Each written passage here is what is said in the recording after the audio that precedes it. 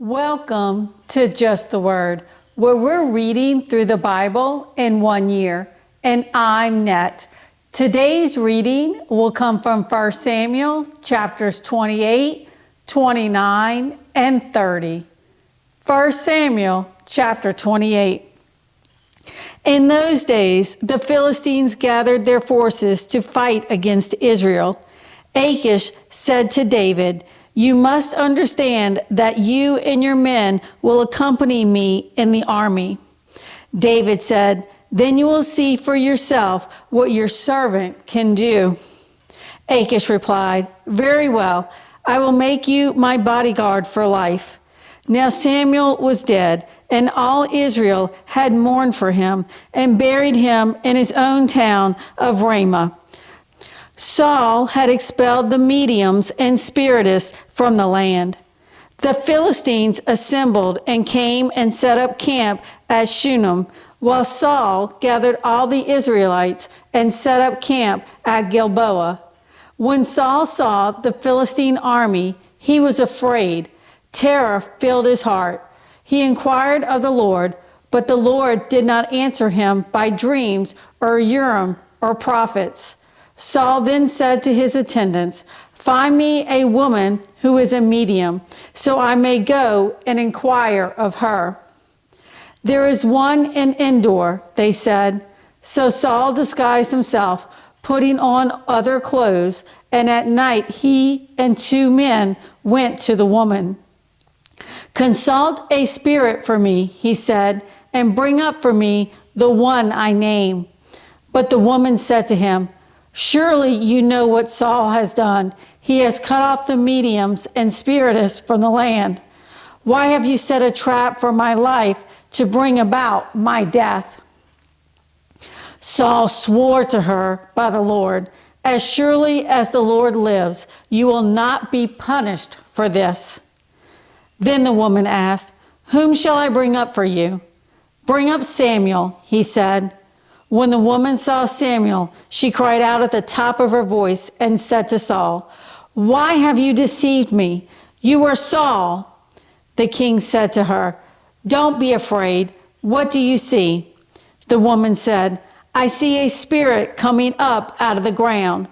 "What does he look like?" he asked. "An old man wearing a robe is coming up," she said. Then Saul knew it was Samuel, and he bowed down and prostrated himself with his face to the ground. Samuel said to Saul, "Why have you disturbed me by bringing me up?" "I am in great distress," Saul said. "The Philistines are fighting against me, and God has turned away from me. He no longer answers me, either by prophets or by dreams. So I have called on you to tell me what to do." Samuel said, "Why do you consult me now that the Lord has turned away from you and become your enemy? The Lord has done what he predicted through me. The Lord has torn the kingdom out of your hands and given it to one of your neighbors, to David.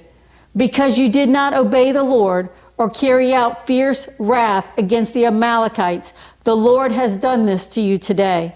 The Lord will hand over both Israel and you to the Philistines, and tomorrow you and your sons will be with me. The Lord will also hand over the army of Israel to the Philistines." Immediately Saul fell full length on the ground, filled with fear because of Samuel's words.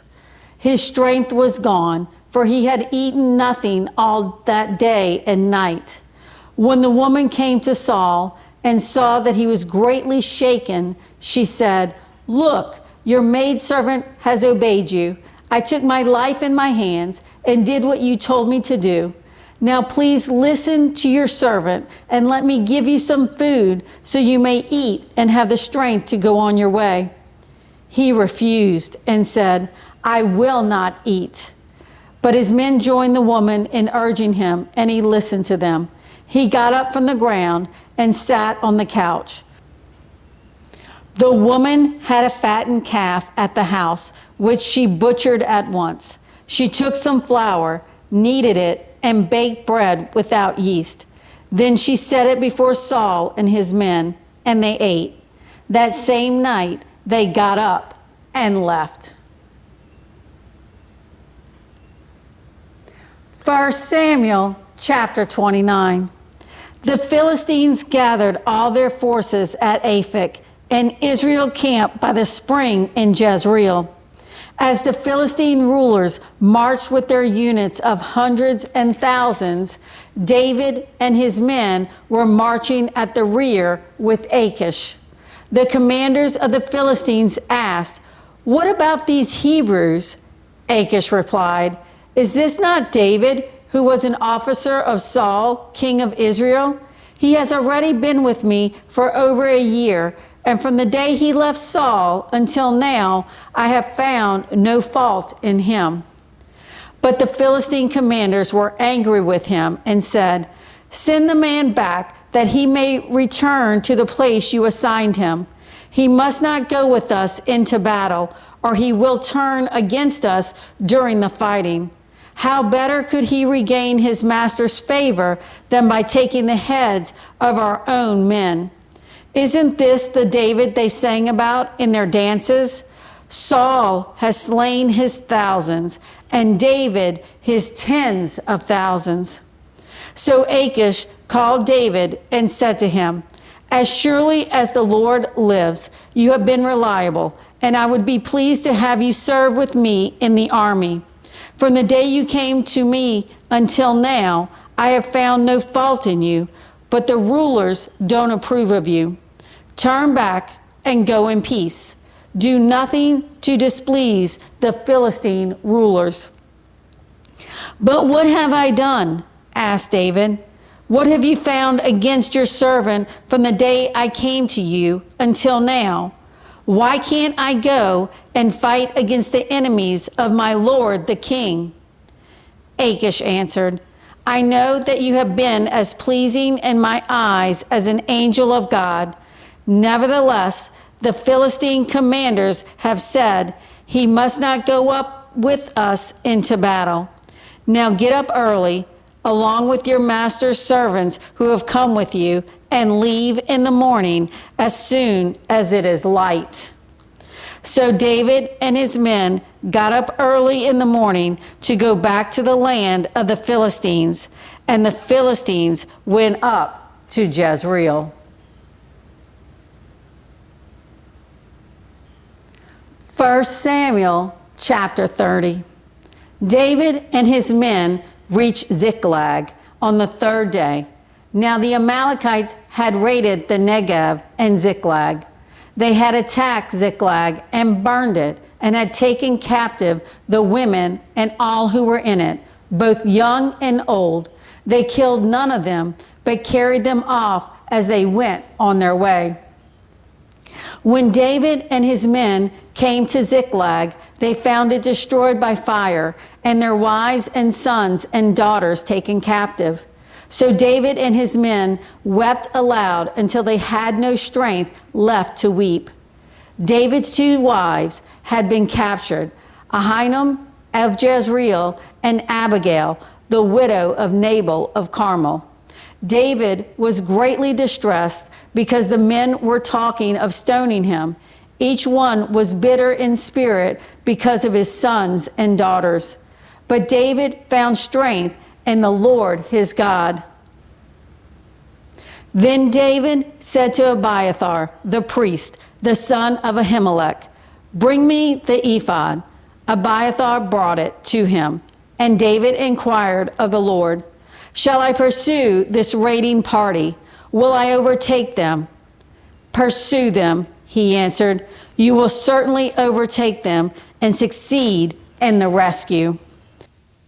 David and the 600 men with him came to the Bezer ravine, where some stayed behind, for 200 men were too exhausted to cross the ravine.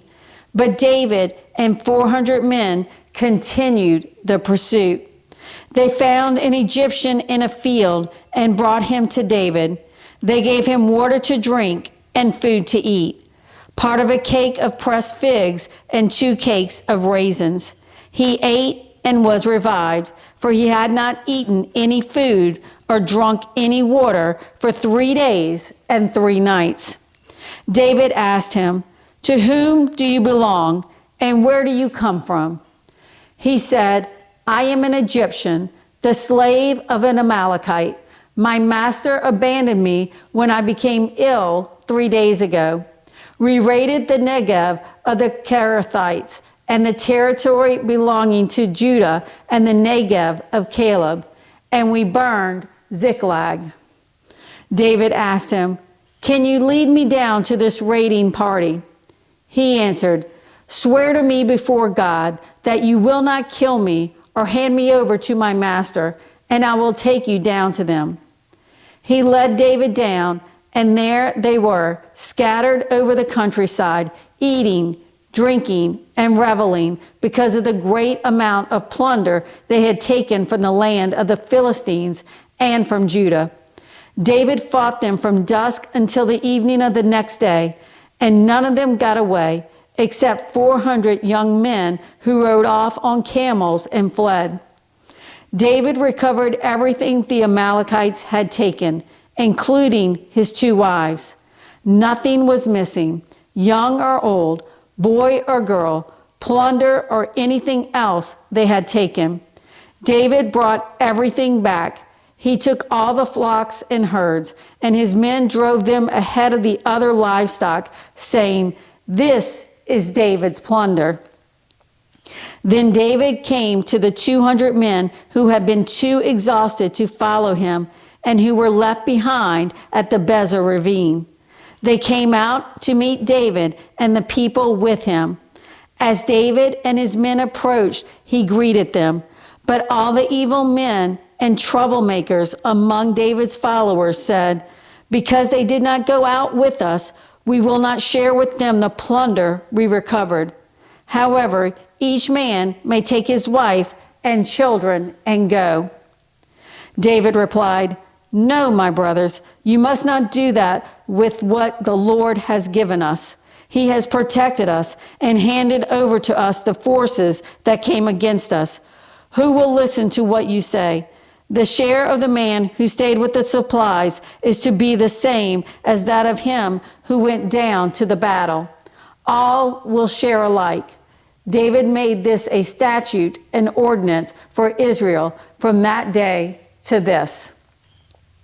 When David arrived in Ziklag, he sent some of the plunder to the elders of Judah who were his friends, saying, "Here is a present for you from the plunder of the Lord's enemies."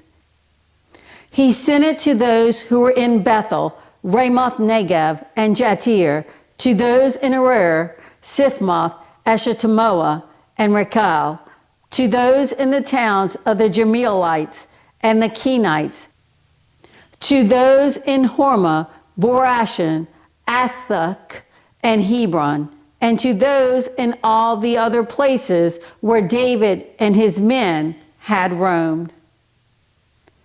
Thanks for joining Just the Word. See you tomorrow.